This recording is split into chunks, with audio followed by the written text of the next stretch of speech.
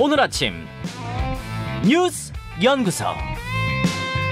오늘 아침 뉴스의 맥을 짚어드리는 시간 뉴스연구소. 오늘도 두 분의 연구위원 함께합니다. CBS 김광일 기자, 뉴스톱 김준일 수석 에디터. 어서 오십시오. 안녕하세요. 예, 첫 번째 뉴스 어디로 갈까요? 북한 인공위성 6월 발사. 북한이 인공위성 발사할 거라고 사실은 뭐 예정을 했던 건데 지금이 됐네요. 네, 군사 정찰 위성 1호기라고 예고해왔던 건데요. 북한이 어제 일본 정부랑 국제해사기구에 통보를 했어요. 31일 0시부터 다음 달 11일 0시 사이에 쏘겠다. 그러니까 돌아오는 자정이네요. 예, 돌아오는 오늘 밤 자정부터 6월 11일 0시 사이. 그렇게 이해가 됐었어요. 그러니까 내일, 이르면 내일, 늦어도 다음 주까지는 발사할 걸로 이해가 됐었는데 네. 그런데 조금 전에 속보가 나왔습니다. 아, 어떤 속보입니까? 6월에 발사할 거다. 아. 근데 내일은 5월 31일이잖아요. 네. 내일은 빠지는 겁니다. 그래서 이르면 모레, 그러니까 모레 이후에 쏘겠다라는 말로 보입니다. 그러면 그제 0시가 되겠군요. 그러니까 내일 모레 0시가 되겠군요. 모레 0시. 모레 0시. 이르면 몇 번 말씀드렸지만 인공위성 발사하는 원리가 탄도미사일이랑 거의 똑같아요. 네. 그러니까 대기권으로 쫙 쏴서 그거를 궤도에다가 인공위성을 착 안착시키면 그게 우주 발사체라고 하는 거고요. 네. 대기권 밖으로 쏘는 건 똑같은데 그걸 다시 떨어뜨려서 목표 지점에다 맞추는 게 ICBM 같은 탄도미사일입니다. 그렇죠. 네. 북한 같은 경우는 말이 인공위성이지 이걸 내세워서 사실상 미사일 개발에 활용해 왔기 때문에 유엔 안보리 제재에 걸려 있습니다. 그래서 우리가 얼마 전에 누리호 쏴서 연구 목적으로 이용하는 거 요거랑은 전혀 다른 상황이라고 볼 수가 있겠습니다. 그런 점을 들어서 당장 한미일이 자제를 촉구하는 입장을 냈어요. 네. 우리 외교부는 북한이 끝내 발사를 강행한다면 응분의 대가와 고통을 감수해야 할 것이다. 이렇게 얘기를 했고 네. 제일 눈에 띄는 건 일본입니다. 그러니까 잔해물이 자국 영역에 낙할 가능성이 있다. 그래서 우리가 파괴 조치 명령을 내렸다라고까지 파괴 했어요. 조치 명령을 이미 내렸다. 네, 이게 그러니까 지금 경로가 오키나와 근처에 있는 그 섬 상공을 지나갈 가능성이 있거든요. 예, 예. 그렇기 때문에 그런 것들을 지금 들어서 이지스함 요격 미사일 아니면 패트리엇 같은 것들을 이미 배치를 했다 이렇게 엄포를 놨고요. 발사체 쏘면은 제일 민감한 게 일본이죠. 예, 네. 물론 그러니까 실제로 요격할 가능성은 희박하다는 게 중론이에요. 이거 쏘면 거의 뭐 전쟁하자는 거니까. 그리고 전 세계적으로도 위성을 요격한 전례는 없었다. 그래서 가능성이 낮다라는 게 전문가들의 대체적인 얘기입니다. 자, 김준일 에디터. 우리가 누리호 쏜 게 며칠 전이잖아요. 이것도 뭔가 북한에 자극이 됐을까요? 예, 그러니까 지금 전체적으로 보면은 지난달에 북한이 군사 정찰 1호 위성 1호기를 완성했다라고 발표를 했고요. 예. 그러니까 지난 이번 달 16일에 김정은 국무위원장이 비상설 위성 발사 준비위원회 사업을 현지 지도를 하고 차후 행동 계획을 승인했다라고 했어요. 이게 예. 뭐냐면 쉽게 얘기를 하면은 곧 쏜다. 근데 이거를 통일부 쪽이나 이쪽에서는 7월에 쏠 거다라는 거 전망을 했어요. 왜 그랬냐면은 이게 쏜다고 해서 또 승인을 한다고 해서 바로 되는 게 아니거든요. 그러니까 이게 최소 한 달 걸립니다. 그러니까 이거를 가져와 가지고 조립해 가지고 기립해 가지고 연료 넣고 이게 한 달 걸리는데 그러니까 왜 이렇게 땡겨졌냐? 그러니까 지금 7월에 쏘는 거를 이제 예상했는데 6월에 땡겨진 거는 방금 말씀하셨다시피 우리 누리호 쏜 거. 예. 거기에서 또 이제 위성 2호기가 들어갔잖아요. 예. 이게 여기 지금 북한은 군사 정찰 위성 1호기를 지금 띄워가지고 쉽게 얘기를 하면 정찰 군사용으로 지금 남한 정찰한다라는 거잖아요. 정찰 위성을 실어가지고 지금 쏜다는 거예요. 예. 그러니까 이거 우리나라도 지금 위성 쐈잖아요. 예. 그러니까 이게 지금 위성 정보전에서 밀릴 수 있다. 그러니까 빨리 쏴야 된다. 우리가 그러니까 뭐 한 달 차이지만 어쨌든 빨리 쏘는 게 이게 좀 전체적으로 우리가 밀리지 않는 인상을 주는 거 하나가 있고 또 하나는 지금 PSI가 20주년인데 이게 오는 31일 내일 열립니다. PSI가 뭐냐면은 대량 살상 무기 확산 방지 구상이라고 2002년에 북한이 예멘에다가 스커드 미사일 팔다가 발각된 이후에 그러니까 북한이 해외에다가 대량 살상 무기 파는 거를 방지하는 거를 지금까지 이거를 PSI라고 했거든요. 예. 이거가 20주년이고 지금 31일부터 지금 이게 70개국이 모여가지고 요거에 대해서 논의를 해요. 네. 요거를 지금 보고서 했다라는 거. 또 하나는 다음 달 6월 2일부터는 4일간 싱가포르에서 그 한미 국방장관이 만나서 샹그릴라 대화를 한다라고 하는데 이게 이제 북한 미사일 정보 공유 여기서 또 논의가 되거든요. 그러니까 뭐 이런 그리고 지금 뭐 미국의 핵잠수함 지금 한반도로 온다라는 얘기가 있고 공식 확인은 안 됐지만 그러니까 이런 것들의 정황을 다 봤을 때 요거를 지금 미사일 쏘는 거를 지금 미사일이 아니라 위성 쏘는 거를 당겨야 되겠다라고 북한이 지금 판단한 것으로 보입니다. 그러니까 이번엔 미사일은 아니고 위성은 위성이에요. 그렇죠? 위성 쏘는 게 맞는 것 같긴 한데 다만 그 위성이 군사 정찰 위성이라고 했으니까 또 군사 목적인 건 맞고 어쨌든 미사일이 됐든 우주 발사체가 됐든 북한은 못합니다. 지금 하면 안 돼요. 유엔 안보리 제재를 받고 있기 때문에. 이게 진짜 실험, 그러니까 발사가 이루어질 경우에는 이 또 한반도의 상황이 상당히 엄중해질 것 같은데 이 이야기 2부에 김종대 교수와 함께 자세하게 좀 더 들여다보겠습니다. 다음으로 가죠. 선관위 긴급회의. 예, 중앙선관위가 오늘부터 내일 이틀간 긴급회의 개최하는데 이게 특혜 채용 논란 때문이죠? 네, 간단히 말씀드리면 기본 얼개가 6명의 선관위 고위 간부, 그러니까 사무처장, 차장을 포함해서 그 6명의 간부의 자녀가 그전에 원래는 다른 지방 공무원이었는데 네. 그걸 하다가 최근 몇 년 사이에 경력직으로 채용이 됐어요. 그리고 대부분 그 직후에 승진했다. 이래서 이제 뭐 특혜 채용 논란이 나왔었죠. 네. 선관위에서는 특혜가 없었다 이렇게 입장을 밝히고 있는데 최근에는 이 직원들이 그 입사 때 면접 볼 때 그 면접관이 죄다 아빠랑 가까이 근무했었던 동료들이었다는 점에서 결국 아빠 찬스 아니었겠냐 이런 의구심이 커지고 있습니다. 네. 선관위에서 자체 조사를 하고 있는데 이 사람들뿐만 아니라 4, 5급 공무원 여러 명의 자녀 채용도 파악됐다라는 최신 뉴스까지 나온 상황이에요. 그래서 선관위가 오늘 내일 이틀간 긴급회의를 열어서 자체 개혁 방안을 논의하기로 했습니다. 다만 여권, 그러니까 특히 국민의힘에서는 이걸로 부족하다. 노태학 선관위원장, 이게 문재인 정부에서 임명한 사람인데 네. 노태학도 사퇴하라 이렇게 요구를 하고 있고요. 이슈가 더 커질 수밖에 없는 게 뭐 수사를 하라고 요구를 계속하고 있고 국민의힘은 국정감사에서도 요거 파겠다 이렇게 벼르고 있습니다. 그래요.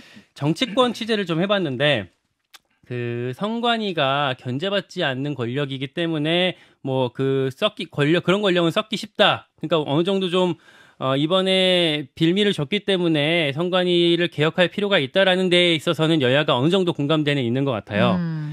다만 이것뿐만 있는 게 아니라 취재를 해보니까 총선 앞두고 삿바 싸움하고 있는 측면도 분명히 있어 보였습니다. 그렇죠. 그러니까 무슨 말이냐면 총선 때 지역에서는 그 선관위가 어떤 심판의 역할을 하거든요. 예. 그러니까 규정이 유권 해석. 네, 규정이 모호하기 때문에 유권 네. 해석을 하게 되는데 이거 위반이냐 아니냐 이런 거 유권 해석, 선관위 유권 해석 기다려보죠. 우리 이런 얘기 많이 하잖아요. 네, 그걸 뭐 관악 선관위, 뭐 동작 선관위 이런 데서 다 하게 되는데 실무자들 얘기를 들어보니까 여당이 이렇게 자꾸 압박을 하고 그걸 선관위 내부에서 신경 쓰는 분위기가 되면 지역에서도 분명히 영향을 안 받을 수가 없다는 거예요.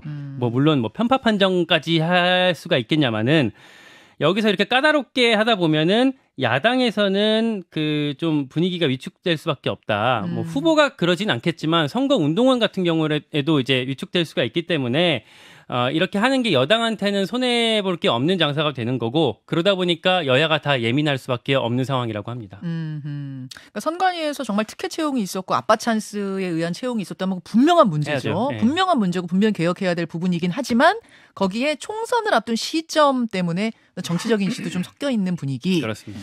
김준일 에디터. 예. 일단 선관위가 이제 신입 공채가 있고 경력 공채가 있잖아요. 예. 경력 공채가 2021년에 184명인데 2018년부터 2020년까지 3년 동안 56명이었거든요.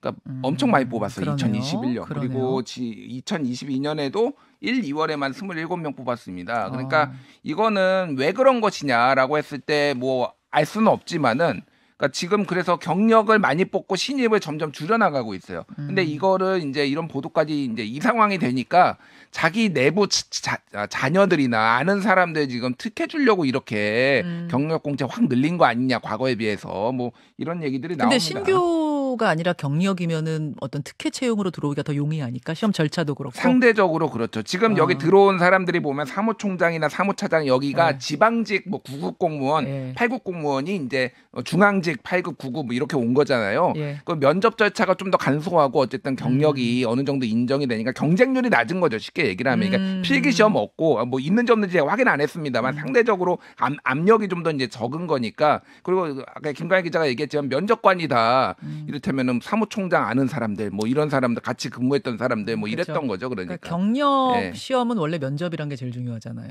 신규 채용과 달리 면접이라는 게 제일 중요한데 그 면접에서 아빠 친구들이 영향력을 행사하기에 충분했을 조건 아니었겠느냐. 여기를 의심하고 있는 거고 실제로 너무 많은 자녀들이 들어왔고. 예. 그래서 뭐 4급, 5급 직원들까지 일부 있다 이 얘기까지 나왔고 지금 중요한 게 이제 선관위원장에 대해서 사퇴 이제 압박이 이제 여당으로부터 있는 거예요. 그러니까 이게 왜 이제 지금 선관위원장은 법으로 대법관 중에 한 명이 겸직을 하게 돼 있습니다. 상근이 아니에요. 사실상 비상근입니다. 예. 그래서 사무총장이 사실 모든 일을 하고 그렇죠. 그냥 상징적인 거예요. 그렇죠. 근데 왜 이렇게 돼 있냐? 그러니까 이거를 행정부에서 임명을 하면은 항상 이제 편파 시비가 생기는 거예요. 네. 선거만 있으면은 행정부에서 대통령이 임명한 이 사람이 그러니까 사법부에서 이제 담당을 하는 건데 맞아요.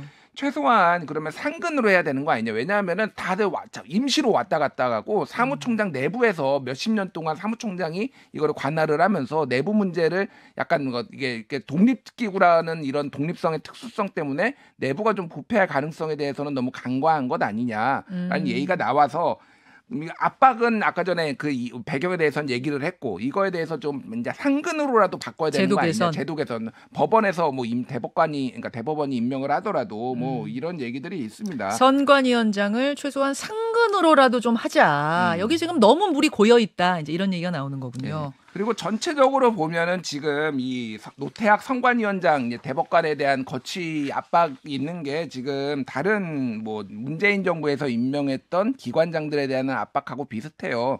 예를 들면 한상혁 방통위원장 같은 경우에는 지금 기소가 된 상황인데 정부에서 지금 면직을 지금 한다고 하거든요. 예. 조만간 임박했다라는 건데 이게 지금 공무원법상 그러니까 기소만으로 면직을 할 수 없게 돼 있습니다. 그리고 방통위원장은 그냥 독임제도 아니고 합의제 기구이기 때문에 이거 자체가 법 위반이다라는 건데 이런 식으로 좀 전방위적인 압박들이 여기저기서 지금 전 정부 임명 기관장에 가해지고 있다 이런 맥락들도 좀 있는 것 같습니다. 맞습니다. 다음으로 가죠.